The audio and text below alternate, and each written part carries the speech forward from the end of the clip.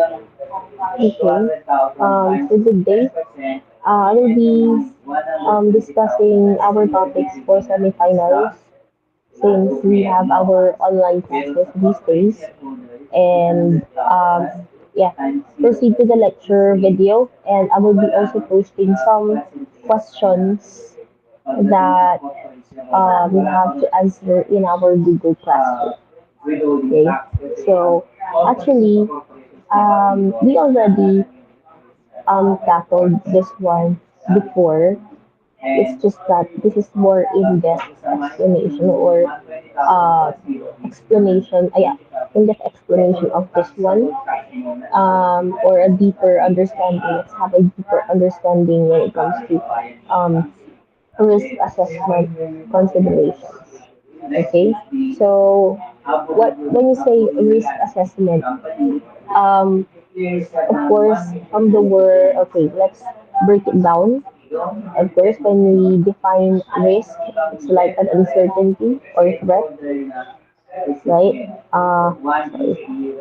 It's just like uncertainty or threat, right? Okay. And assessment, when you say assessment, it's just evaluating or examining, you know, examining or evaluating risk. So, of course, yeah, when we combine those concepts, it's what? The more complete definition is identifying, analyzing, and evaluating risks to make better decisions, right? Of course, it's very essential, especially in businesses, right? So that if we already assess the risk, then we can proceed to the different ways on how to treat the risk. So, kung natatandaan ninyo, ito yung pinag-aralan natin, yung treat, tolerate, transfer, or like avoid, something like that. Okay? So, okay, let's proceed to the next slide.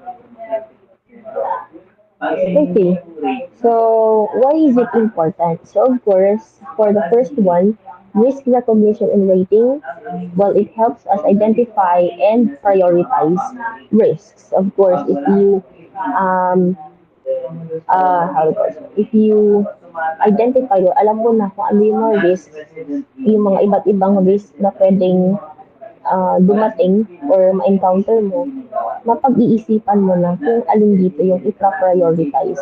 And when you say prioritize, ayun na, mag-aalat ka na ng mga, like, let's say, resources or budget for you to mitigate or, um, yeah, for you to mitigate or lessen the effect of those risks. So, you have to identify and prioritize your risks. So, for example, a sari-sari store owner in the Philippines might assess risks like typhoons, theft, or rising prices of goods. Okay, so for the second one, inform, right? Inform decision making. So it helps us make smarter choices. When you say informed decisions, right? You will not just decide. Di ka mag-decide on the basis of necessity. Ang ganon. Yung ibig sabihin, kung kailan nandyan lang yung risk, saka ka lang kikilos. Okay?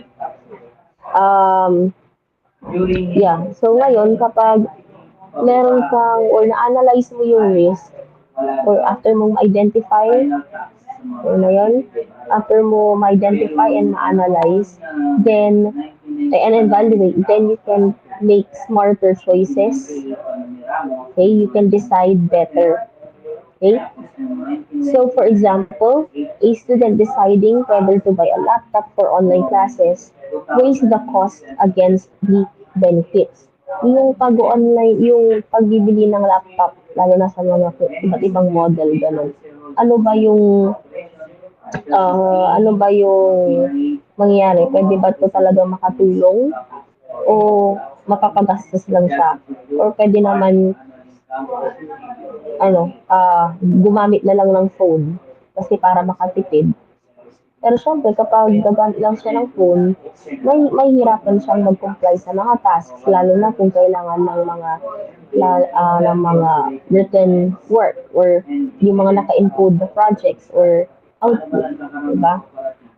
Pero, pagdating sa naman sa mga sa laptop na bibilhin, siyempre kailangan din niyang isipin kung saan siya makakatipid. So, I remember meron yung isang estudyante na bibigyan sana ni, I think, Ted Filon ng laptop or nagtanong siya kung anong pwedeng maitulong aside from dun sa uh, other financial things niya sa tatay niya, I think. Tapos ang hiningi ng estudyante ay laptop. Ang sinabi pa niyang model yung high-end na gaming laptop. So, hindi, wag naman ganun. Just, parang example lang naman yun ng iayon yung kailangan dun sa, iayon yung bibilhin mo dun sa kailangan mo. Okay, so you have to assess pros and cons. Then, again, informed decision making. So, next one, continuous process. Continuous process. This change over time. So, assessments must be updated. Napag-aralan natin dati na sabi natin walang permanent sa mundo and everything is dynamic, everything is changing, right? Ah, naalala niyo yung need to, yung D doon is dynamic. So, if you created a management plan 5 years ago, let's say, you have to update it as well. Kasi yung mga nangyayari sa kapaligiran, o yung mga nangyayari, mga trends, maaaring yung ginamit mo noon or plinano mo noong 5 years ago, hindi na siya pwedeng o hindi na siya applicable sa mga risks ngayon. Okay, so, like, let's say, for example, like before pandemic, right? Let's say, for example, risk of cheating in class. Since we don't utilize online classes kasi face-to-face tayo, classroom-based. But, to be honest, in other countries, meron ng online classes pero hindi pa siya talamak. Diba? Pero nung nagkaroon ng pandemic, doon na-enforce or parang doon na tayo napilitang gumamit ng online platforms, online classes. And doon nagra-rise yung uh, risk of cheating and other forms or other ways of cheating. So, maaaring yung classroom management mo noon, 5 years ago, kung saan nagle-lecture ka sa loob ng classroom, like one seat apart, ganito, ganire, syempre, hindi siya magiging applicable sa uh, ang tawag dito, sa mode of learning natin ngayon. So, that's just an example na everything can change and we must adapt to changes. Okay? So, there you go. Slide. Okay, next one. Approaches to risk assessment. So, we have combination approach. So, most organizations use both methods. And top-down, senior management identifies risk, and bottom-up approach, staff and departments identify risk. So, yung sa top-down, manggagaling yung pag-identify from the senior management sa taas. And then, isi-share niya pababa sa team. Kaya nga top-down. Diba? Pero pagdating sa bottom-up, mangyayari is, ang mag-identify ay yung mga staff kasi syempre sila din yung frontliners. So, ire-report pataas dun sa management. So, ito. So, si top, yan, iaano niya pababa. Papunta sa staff. Tapos, dito sa bottom-up, si staff ang mag-identify, then i-inform si management, top management, no? But sometimes they also use a combination approach. So using both top-down and bottom-up methods for they can come up with a complete picture. So ano-ano ba yung mga examples ng top-down approach nyo na? For example, a university president identifies risks like declining enrollment and shares strategies with department heads. Ayan, nakita ng president, oh, bakit nag-decline yung mga enrollees. So, pwede siyang magbigay or magbigay ng tips or mag-mandate ng something na i-share niya sa mga department heads. Dun sa bottom up, examples could be like students in a group project identify risks like missed deadlines and inform their professor. So yun naman, ito, yung mga students daw, sila yung magsasabi kung bakit sila nakakamiss ng deadlines.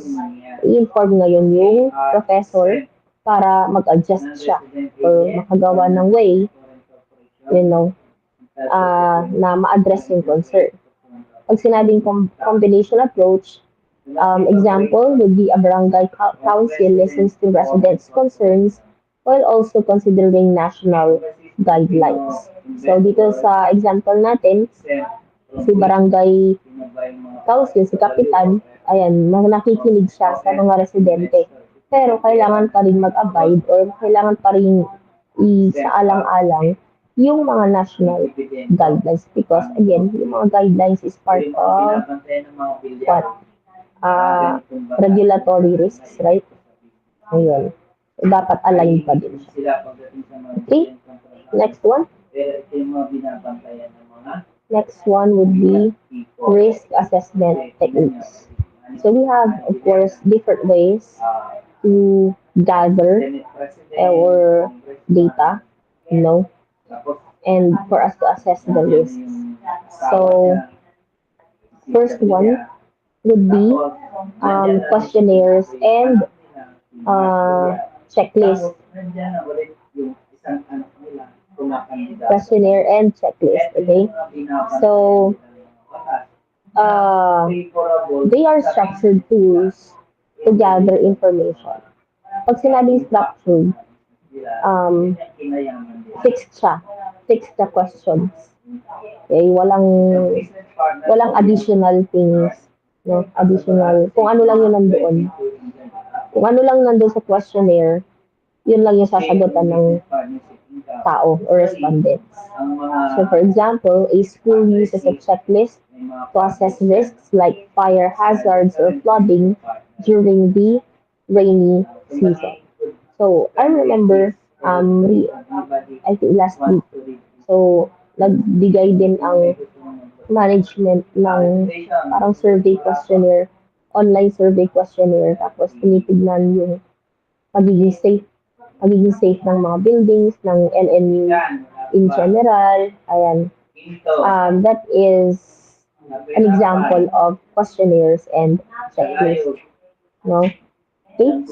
So, parang may Likert skill din. And then, next one would be workshops and brainstorming. So, these are group discussions to identify risks. So, very interactive siya. You know? Ibig sabihin, um, two-way, two-way communication, ayan. Participants are actively sharing their ideas and identify potential risks. So one example is that a student organization brainstorms risks for an upcoming event like bad weather or low attendance. Okay. So next one, inspections and audits. So they have physical checks to identify risks. So yeah, physically inspecting premises and activities to identify potential risks. So why not, di ba? Sometimes, bakit ganun, no? Pwede naman i-combine, right? Like, let's say, for example, the employees would say that it's not safe because they are complaining about the infrastructure. If they would like to really um, prove that it is legit, then why not conduct inspections and audits so that they themselves can understand or they themselves can see where the risks are coming from, right? So at least yun talagang makikita nila, mapuprove nila sa sarili. So these are examples, inspections and audits. And then flow charts and dependency analysis.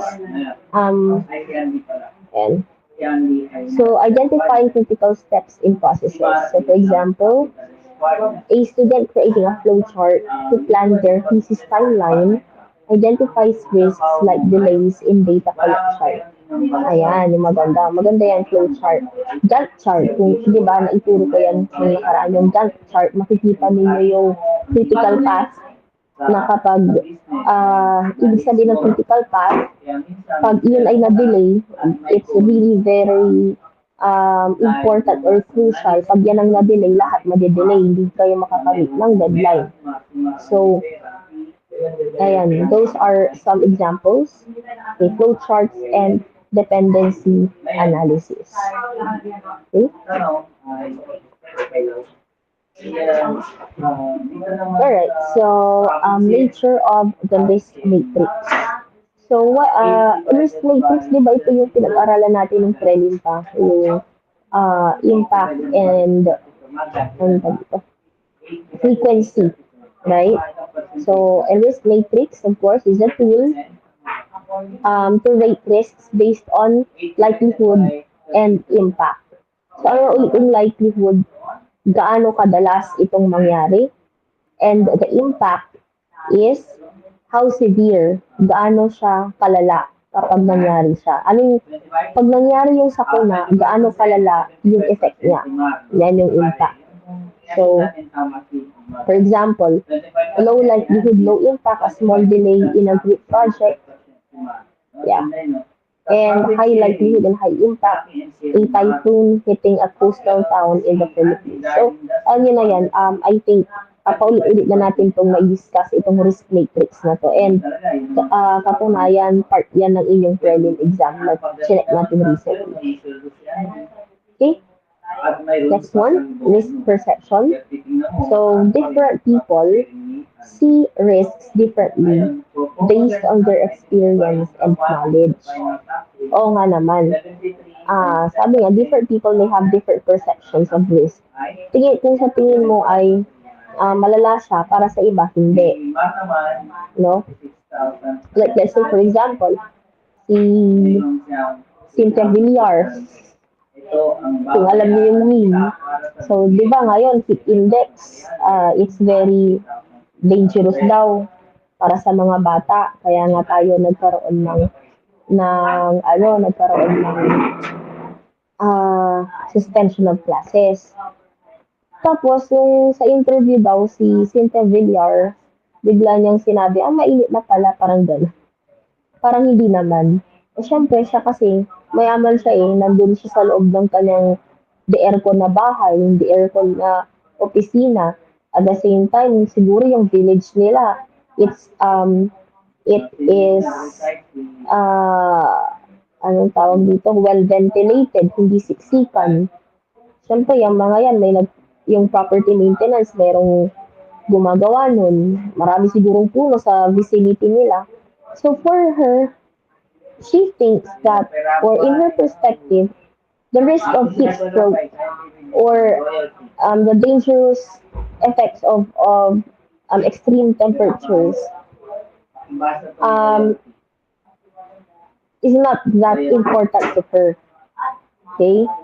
Unlike us na common tao, lalo na yung mga bata na nag-work mga bata na nasa public school siguro, hindi naman lahat ng schools ay de-aircon, syempre, mararamdaman nila yung impact nun. Diba? Yung risk ng heat stroke or yung risk ng pagkakaroon ng extreme temperature and yun nila, it's very important or malakas or mataas ang impact niya sa kanila. Okay? So, ayan yun. So, this is why it's important to consider different perspectives when assessing risks. there should be clear communication, no? So that everyone needs to understand the risks and how to manage them. So, ayan, no, different perceptions. We have different perceptions of risk. We have multiple perspectives. And, yeah, ito nga, in clear communication, kailangan natin yan. Okay? Organizations need to communicate this information clearly and effectively to all stakeholders. Moving on to risk attitude and risk appetite. So we have two important concepts. Of course, the risk attitude. Ito yung organization's long-term approach to risk, whether they avoid or accept risk. So, yeah, an example, a startup in the Philippines might take more risks to grow quickly, while a well-established company might play it safe. Oo naman. Kasi syempre, pag startup ka, marami talagang risk yan. Kung hindi ka tutuloy, parang, or patay walang mangyayari kapag hindi mo siya ipupush. Kailangan mong maging aggressive. Kasi, as a startup, magbi-build ka pa lang ng name mo eh. Pati yung um, target market mo or market share mo kumbaga. Mag-establish ka pa lang ng pangalan, so you have to be aggressive or yeah, i-accept mo siya. Pero kapag established ka na, hinay-hinay ka na kasi may napatunayan ka na, di ba? As much as possible, huwag ka nang masyadong maging risky and mag-incur ng losses. Kasi nandun ka na eh. As for the risk appetite, this is the short-term tolerance for risk. Ano yung risk tolerance? Okay? Example, for example, a student might take the risk of joining multiple organizations but avoid skipping classes to maintain grades. So, syempre depende. Kaya niyang mag-multiple organization pero dapat hindi siya mag-skip ng classes. Yun yung, kung baga, in moderation ang kanyang risk. Parang ganon. Okay? Risk attitude and risk appetite should be clearly defined and communicated. This helps to ensure that all stakeholders understand the organization's approach to risk. So we have different examples. So buying a car, risk assessment in practice, buying a car. This example illustrates how risk assessment can be applied to a common decision-making process. It involves considering hazard risks, control risks, and opportunity risks. So, ano ba yung sa buying a car? Diba? Anong hazard risk niyan? Accidents. Diba? Accidents, or pwedeng manakaw, or pwedeng flooding, kung ikaw ay nag-work sa Manila. Yun yung hazard risk mo. Pagdating sa control risk, syempre yung regular maintenance. Okay? Um, Syempre, pag bago pa, siguro hindi mo pa masyadong kailangan, pero pag matanda ka, pag luma na, the more na magkaroon dapat ng regular maintenance checkups. Ganun. And also installing a GPS tracker just to avoid na mawala siya. And opportunity risk, choosing a cheaper car might save money but could lead to higher repair costs. So, yun yung mga titignan daw pag buying a car. Pagdating naman ng, let's say, construction safety. So, risk assessment in construction involves identifying potential hazards, evaluating their likelihood and impact, and implementing appropriate safety measures. Siyempre yung actually, may naging estudyante ako na safety officer noon and napunta siya sa Namibia, sa South Africa. Ang trabaho niya doon, parang ang pinaka main objective is to lessen the accident rate of accidents in a construction site. Ayan, so dapat regularly na check kung kumpleto sila ng hard hats, avoiding yung mga falls, ganyan yung mga scaffolding dapat maayos, tapos yung mga net para yung mga debris hindi hindi pag mahuhulog yung debris, hindi mahuhulog sa baba or something like that. So, lahat ng yan titignan, no? Yung iba't ibang types of risk. Okay?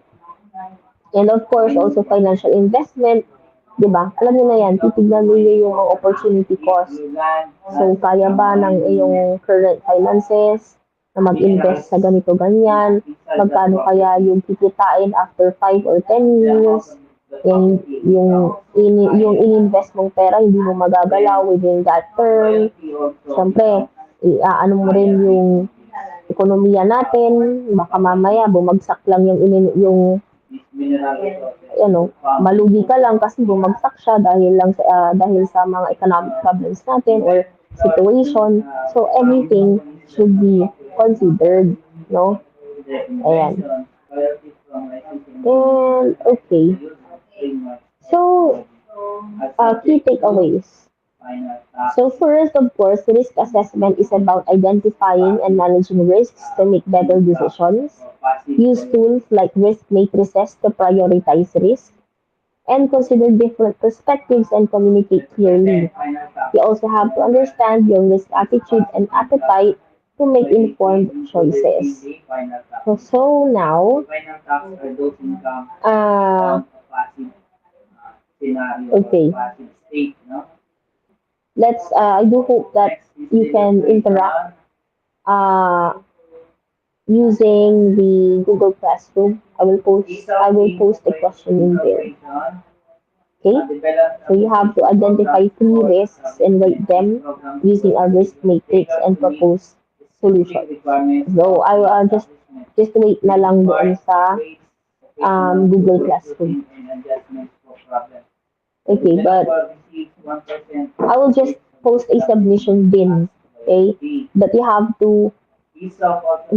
to listen to this recording para alamin yung instructions. So here is it. So you are planning a fundraising event for a school project. Your task is to identify at least three risks and then rate them using a risk matrix and propose solutions. Okay? Yan.